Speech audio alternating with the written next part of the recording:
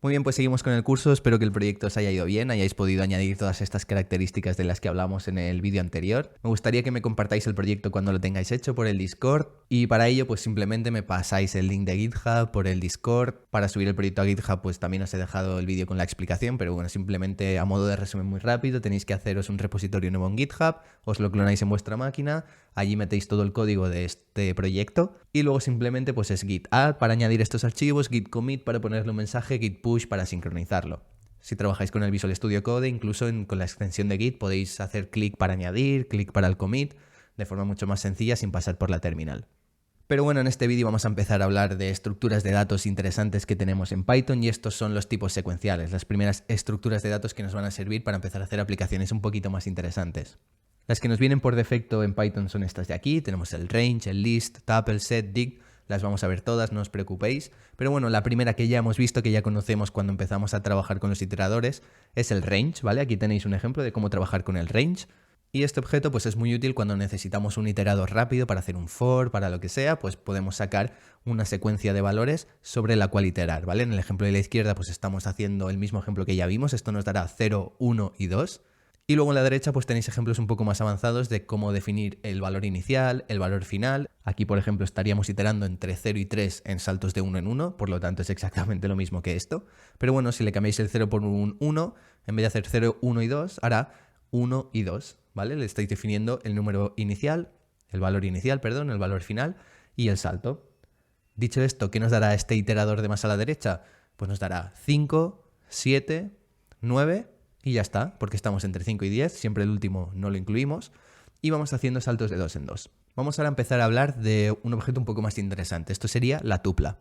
Una tupla es una estructura de datos secuencial en la que vamos a tener varios valores, y en este caso es un objeto inmutable. Esto significa que no vamos a cambiar sus valores una vez definido, y además es de longitud fija. Esto significa que vamos a utilizar tuplas cuando tengamos una estructura de datos secuencial donde no queramos cambiar nada de lo que tiene, ni queramos añadir elementos, ni quitarlos, ni modificarlos. Esto es lo que es, tiene que ser constante, por lo tanto, en una tupla. Aquí tenéis un ejemplo de cómo hacer una tupla con los valores 1, 2 y 3. Podemos acceder a cada uno de los elementos en la tupla por su posición, ¿vale? Por su índice dentro de la secuencia. Siempre acordaros empezando por 0, ¿vale? Entonces este primer elemento pues nos daría el 1, esto nos daría el 2 y esto nos daría el 3, ¿vale? El índice 0 corresponde al primer elemento, el índice 1 al segundo y el índice 2 al tercero, ¿vale? Esto ya lo vimos un ejemplo cuando trabajamos con strings, ¿vale? Porque un string al final es una secuencia de caracteres, por lo tanto también es un objeto secuencial y también podemos acceder a cada una de las letras dentro de una palabra de esta manera. Pues aquí lo mismo, ¿vale? Tanto en las tuplas, las listas, todo lo que vamos a ver, podéis acceder a cada uno de los elementos dentro de la secuencia por su posición.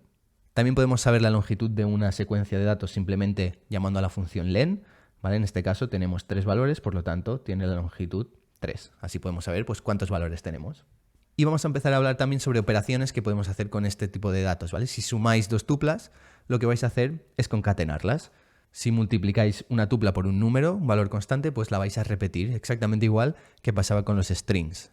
Y algo muy interesante que también podemos hacer es esta operación de desestructuración. Si sabemos que en una tupla tenemos 3 valores, podemos hacer A, B, C igual a la tupla, en este caso T, y lo que nos va a hacer es extraer cada uno de los valores individuales en las variables que les digamos. Por ejemplo, la A va a ser el 1, el 2 va a ser la B y el 3 va a ser la C. Hasta ahora los ejemplos que hemos visto, todos los valores de la tupla tenían el mismo tipo, eran números, pero en Python tenemos la flexibilidad de utilizar cualquier tipo de dato, ¿vale? Aquí tenéis un ejemplo de una tupla en el que tenemos un número, un string y un booleano, ¿vale? Esto funciona en Python, no os dará ningún tipo de error. Y como la tupla pues, es un objeto de tipo secuencial, igual que el range, pues lo podremos iterar exactamente igual, ¿vale? Si hacemos por cada elemento dentro de la tupla, muéstrame cada elemento, pues en este caso habremos hecho un iterador que nos dará 1, hola y luego true. Me he traído esta tupla aquí a Google Colab para ver un poco pues, todas estas cosas que hemos visto, así en práctica. Hemos visto que podemos acceder a los diferentes elementos a través de su índice, ¿no? Por ejemplo, t y entre los paréntesis cuadrados 0 estamos accediendo al primer valor. Si le ponemos un 1, pues nos dará hola.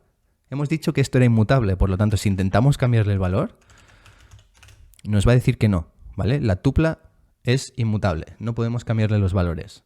Por lo tanto, una vez definida, esto es lo que tenemos, no lo vamos a poder cambiar. Y si llamamos a la función len, pues nos dirá cuántos elementos tenemos, en este caso 3. Si aquí le ponemos otro elemento, como por ejemplo 10, pues ahora la longitud es 4 porque tenemos un nuevo elemento. Hemos visto que podemos concatenar tuplas, por lo tanto si hacemos t más t, pues como veis nos hace 1 la true 10, 1 la true 10, ¿vale? Ahora tenemos como dos tuplas, simplemente las ha juntado. Obviamente si definís dos tuplas diferentes, pues tiene más sentido que no sumar una tupla con ella misma.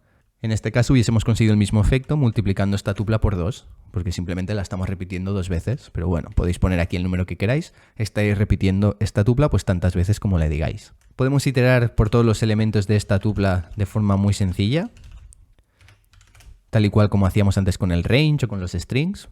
Por cada elemento en t, simplemente muéstramelo por pantalla. Pues el primero es 1, luego hola, luego true, luego 10, ¿vale? Así podemos hacer una iteración.